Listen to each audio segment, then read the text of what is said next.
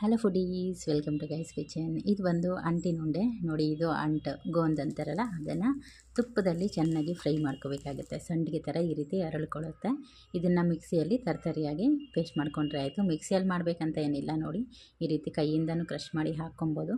But ತುಪ್ಪ ಜಾಸ್ತಿ ತೊಗೊಂಡಿರುತ್ತಲ್ವ, ಹಾಗಾಗಿ ಕೈಯೆಲ್ಲ ಅಂಟು ಆಗೋ ಥರ ಅನಿಸುತ್ತೆ.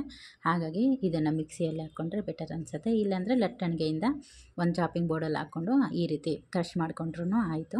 ಇದನ್ನು ಯಾರೆಲ್ಲ ತಿನ್ಬೋದಂದರೆ, ಸ್ಪೆಷಲಾಗಿ ಏಜ್ ಅಟೆಂಡ್ ಮಾಡಿರೋ ಮಕ್ಕಳು, ಹಾಗೆ ಬಾಣಂತಿರಿರ್ತಾರಲ್ಲ ಅವರಂತನೆಲ್ಲ ಯಾರು ಬೇಕಾದರೂ ತಿನ್ಬೋದು. ಏನಕ್ಕೆ ಅಂದರೆ ಸ್ವಲ್ಪ ಬಾಡಿ ಬೇಗ ರಿಕವರಿ ಆಗುತ್ತೆ. ಅದ್ರ ಜೊತೆಗೆ ಬೋನ್ ಸ್ಟ್ರೆಂತ್ಗೆ ತುಂಬ ಚೆನ್ನಾಗಿದ್ದು ಕೆಲಸ ಮಾಡುತ್ತೆ.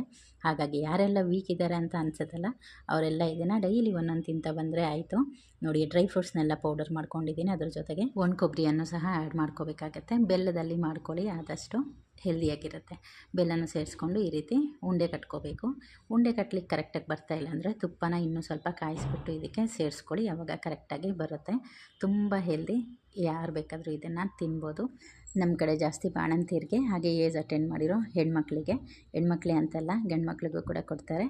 ಏನಕ್ಕೆ ಇದು ಬಾಡಿನ ಸ್ವಲ್ಪ ಸ್ಟ್ರೆಂತ್ನಿಂಗ್ ಮಾಡುತ್ತೆ. ಹಾಗಾಗಿ ನಿಮಗೂ ಯಾರಿಗಾದ್ರೂ ಅವಶ್ಯಕತೆ ಇತ್ತಂದರೆ ಸ್ಕ್ರೀನ್ ಮೇಲೆ ಕಾಣ್ತಕ್ಕಂಥ ನಂಬರ್ಗೆ ವಾಟ್ಸಪ್ ಮುಖಾಂತರ ನೀವು ಆರ್ಡರ್ನ ಪ್ಲೇಸ್ ಮಾಡ್ಬೋದು. Thank you.